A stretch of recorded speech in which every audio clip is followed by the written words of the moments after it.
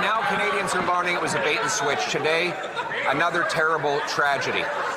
As they laugh, 1,200 workers at the Ingersoll Cami plant learned that they would lose their jobs after that Prime Minister promised he would negotiate a win and that he would keep their jobs here in Canada. Wow, like another day and another big blow to the automotive industry in Canada. It basically looks like the industry is getting decimated in Ontario. Not good. Stellantis, as you know, 3,000 layoffs as they're moving from Brampton to Belvedere in Illinois. And today we just learned that 1,200 jobs would be laid off in Ingersoll at a GM plant. It's not a good situation. This is a little bit of question period today. And Mélanie Joly, who's fighting, I am fighting to save your jobs. She's got the finger out. The finger is out. So she's talking to people. So what are the results? I'll tell you how the Prime Minister how he will deal with the auto sector. He will look at the auto workers in the eyes and he will say, we will fight for your jobs. And that's exactly what we're doing. Every single day, we're negotiating back in Washington, but also, this is important to say that I met this morning with the Canadian CEO of GM. I was in conversation with the head of the labor union of Unifor, and I also talked to Doug Ford, and I talked to Vic Fideli. And you know what? We're putting in place a response group. We will make sure that we fight for these jobs. We need to make sure that... She keeps saying that. We'll fight for these jobs. We'll fight for these jobs. What does this fight consist of? What traction are you gaining? What successes are you having? The Honourable Leader of the Opposition. She announced just now that she talked to this person, and she talked to that person, and she talked to this other person, and she talked, and she talked, and they talk, and they talk, and nothing gets done, Mr. Speaker. Canadians are tired of talk. They want their jobs. This government, or this Prime Minister, looked these workers in the eye and said he would negotiate a win, that he would protect auto jobs, that there would be an all-in-Canada supply chain that would keep them working. They even gave $250 million tax dollars to GM for this plant. And now those workers don't know how they're going to pay their bills. How does this government explain the broken promise and betrayal? Okay, let's pause there for a second and sort of look at that.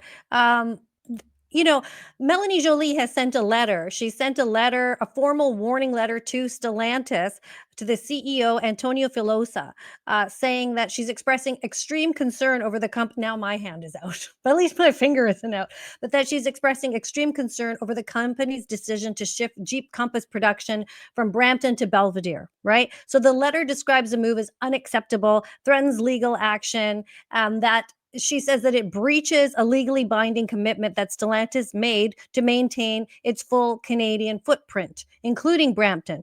Okay, that's good. And she wants them to stay, to extend worker programs till 2027. I think that is good. And so I was wondering, how much money was Brampton given? So the Canadian federal and Ontario provincial governments have committed to $15 billion in performance-based tax incentives over approximately 10 years for Stellantis's Nexstar Energy EV battery plant in Windsor. So that's $10 billion from the federal government, $10 billion, and $5 billion from Ontario.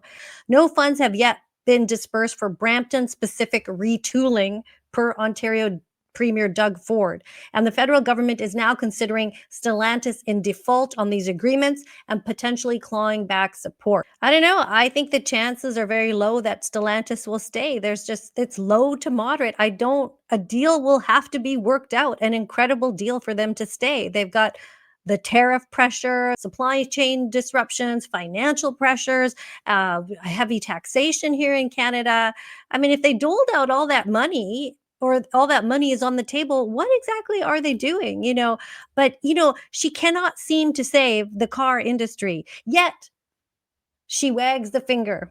I mean, it's not an easy feat to save this car industry, but is she the right person for the job? She seems like almost hysterical, like a mom yelling at her kids. I mean, I do that when I want my kids to clean the room. You clean the room. I've already talked to you. I've already talked to you about cleaning the room. The Honourable Minister of Industry. Fight for these jobs, and we will hold the companies to account. That's right. That being said, let me talk to you about important jobs. 150 new jobs in St. Benoit, Alstom.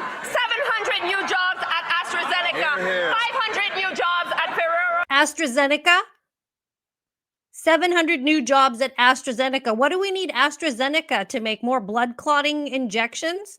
You know, I mean, if you're new to my channel, I worked for the mainstream media. I worked for Global News as a control room director for 20 years. And when I spoke up and out about COVID, I try to say this in as many videos as possible. I got fired. A perfectly good, competent model employee got fired for bringing up stuff.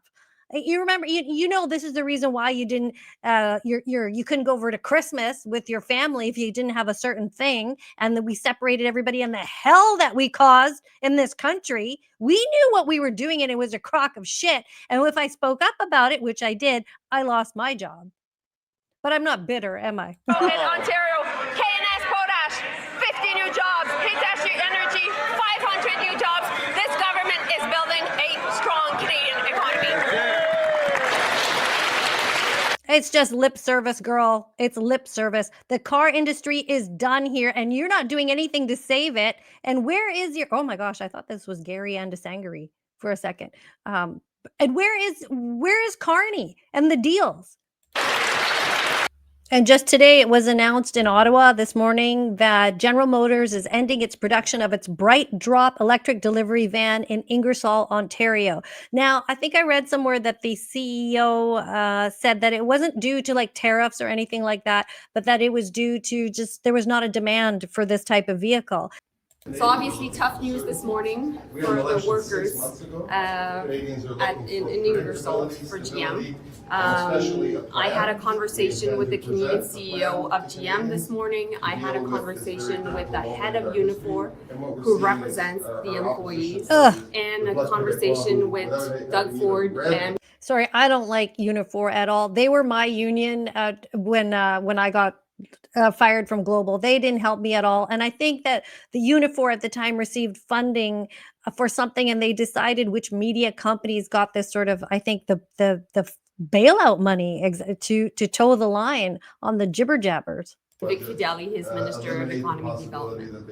So we've decided altogether that we would be creating a new response group, because we need to make sure that we fight for these jobs, that there are new models coming back to Ingersoll, and that GM has a bright future here in Canada. So girl, you know, she keeps saying that, fight for these jobs. We're going to fight for these jobs. I mean, like, we appreciate that. She seems to be, I mean, to be fair, do you agree that she seems like she's trying, but I think her, you know, I pick on her quite a bit, but maybe her hands are tied because the top cheese here, the main boss, isn't doing any negotiating. I mean, in my last video, I talked about, I highlighted how Professor Ian Lee has said, here's how you make a deal with Trump. You go to Trump and you say, critical minerals, we've got this, then you're not going to be, you know, a sort of reliant on China. This is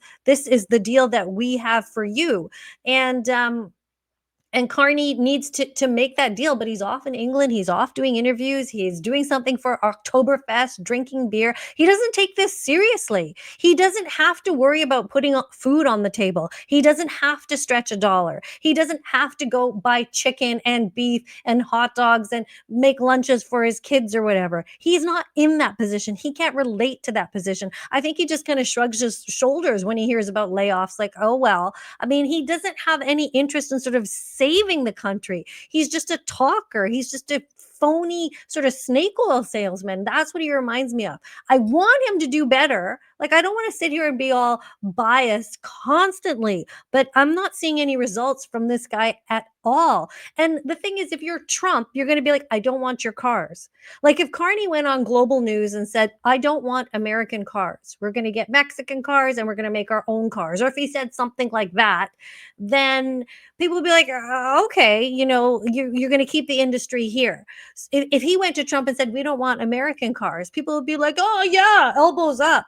But when Trump says to us, we don't want your Canadian cars, if they come in, there's a tariff. That seems not good for us, but reasonable. That makes sense for business for America. Why is Carney not making sense for business for Canada? You see? And all the headlines are going to TDS you. They're going to Trump derange you because it'll be like Trump wants to destroy the car industry. Trump, Trump, Trump. He's destroying us. He's destroying the car industry. No, Canadians are doing it. The Canadian government is doing it.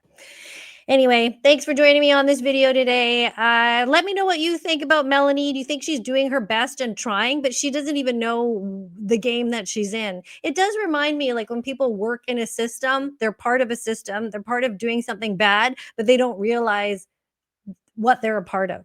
That's what I felt working for mainstream news. They didn't get it. And a lot of them still don't get it. They're just so brainwashed. Anita K is how you find me on YouTube. And if you want to check out that video of the fabulous Professor Ian Lee, I will link it in the description. I made a little short video last week, and I'll also include the big long live one that I did with him because he's fantastic. Okay, I'll catch you in the next video. Thanks for watching.